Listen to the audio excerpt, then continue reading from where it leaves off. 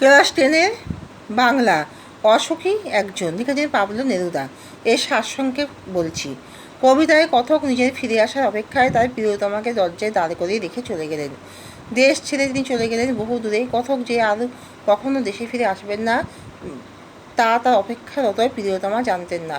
রাস্তা দিয়ে কুকুর চলে গেল, গির্জার নান হেঁটে গেল, অর্থাৎ সংসারে কাজকর্ম স্বাভাবিকভাবেই চলতে থাকলো। তাহলে কথক কাকে অপেক্ষা করে দিয়ে চলে গেলেন? কথক তার প্রিয়তমা নারীকে অপেক্ষা করে দিয়ে চলে গেলেন। কে জানতো না যে কথক আর ফিরে আসবেন না? কথকের প্রিয়তমা নারীটি যে তার কাছের মানুষ অপেক্ষায় রত ছিল, সে জানতো না যে তার প্রিয় মানুষ আবার ফিরে আসবে। জীবন কীভাবে স্বাভাবিকভাবে চলতে থাকে তার কারণ হলো জীবনে স্বাভাবিকভাবে প্রবাহমানতা এখানে দেখানো হয়েছে। রাস্তা দিয়ে কুকুর চলে গেল, গির্জার নান হেঁটে গেল, অর্থাৎ সংসারে কাজকর্ম সবই স্বাভাবিকভাবে চলতে থাকলো। কেটে গেল সপ্তাহ বছর অনেকটা সময়। এইভাবে কেটে গেল সপ্তাহ বছর অনেকটা সময়। বৃষ্টির জলে ধুয়ে গেল কথকের পায়ের দাগ। তাহলে কথকের পায়ের দাগ বৃষ্টির জলে ধুয়ে গেল। এইভাবে স্বাভাবিকভাবে সময়টা চলতে থাকে।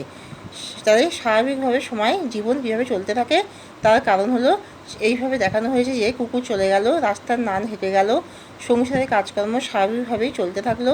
কেটে গেল সপ্তাহ বছর অনেকটা সময়। বৃষ্টির জলে ধুয়ে গেল কথকের পায়ের দাগ, সেখানে ঘাস জন্মালো। আর প্রতীক্ষারত মেয়েটির মাথার উপর ভারী পাথরের মতো একটার পর একটা বছর নেমে এসে তাকে বিচ্ছেদের বেদনায় ভারাক্রান্ত করে তুলল। তাহলে প্রতীক্ষারত মেয়েটিকে কীভাবে বিচ্ছেদের বেদনায় ভারাক্রান্ত করে তুলল? তার কারণ ভারী পাথরের মতো একটার পর একটা বছর নেমে আসলে তার মাথার উপরে। এরপর অনেক হত্যা ধ্বংসলীলা চলল। সমতলে ছড়িয়ে পড়ল যুদ্ধের আগুন। তাহলে যুদ্ধের আগুন কীভাবে ছড়িয়ে পড়লো? অনেক হত্যা ধ্বংসলীলা চললো। এইভাবে সমতলে ছড়িয়ে পড়লো যুদ্ধের আগুন। এই পরিস্থিতিতে দেবতার প্রতি ভক্তি আর বিশ্বাস টলে গেল। মন্দির থেকে টুকরো টুকরো হয়ে খসে পড়লো দেবতার মূর্তি। দেবতার মূর্তি কোথা থেকে খসে পড়লো? মন্দির থেকে। কথকে ফেলে আসে বাড়ি, বারান্দা, ঝুলন্ত বিছানা, গোলাপি গাছ, চিমনি, জলতরঙ্গ, অর্থাৎ যা কিছু ছিল সব যুদ্ধে তাণ্ডবে চূর্ণ হয়ে গেল। তা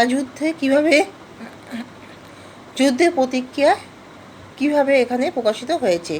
তাহলে যুদ্ধের প্রতিক্রিয়া হলো যুদ্ধে কীভাবে বিপজ্জনক পরিস্থিতি বা হত্যালীলা, কীভাবে এই ভয়ানক পরিস্থিতি দেখানো হয়েছে। এখানে হত্যা ধ্বংসলীলা চললো, সমতলে ছড়িয়ে পড়লো যুদ্ধের আগুন। এই পরিস্থিতিতে দেবতার প্রতি ভক্তি আর বিশ্বাস চলে গেল। মন্দির থেকে টুকরো টুকরো হয়ে খসে পড়লো দেবতার মূর্তি। কতকে ফেলে আসা বাড়ি, বারান্দা, ঝুলন্ত বিছানা, গোলাপি গাছ, চিমনি, জলতরঙ্গ সব কিছুই যুদ্ধে তাণ্ডবে চূর্ণ হয়ে গেল। সেখানে পড়ে রইল শুধু কাঠকয়লা, দমদানো লোহা আর পাথরের মূর্তির মাথা। কিন্তু এত ধ্বংসের মধ্যে মেয়েটি থেকে যায় অপেক্ষায়। এই অপেক্ষা অন্তহীন। তা কার অপেক্ষা অন্তহীন? ওই লেখকের জন্য অপেক্ষারত মেয়েটির অপেক্ষা অন্তহীন।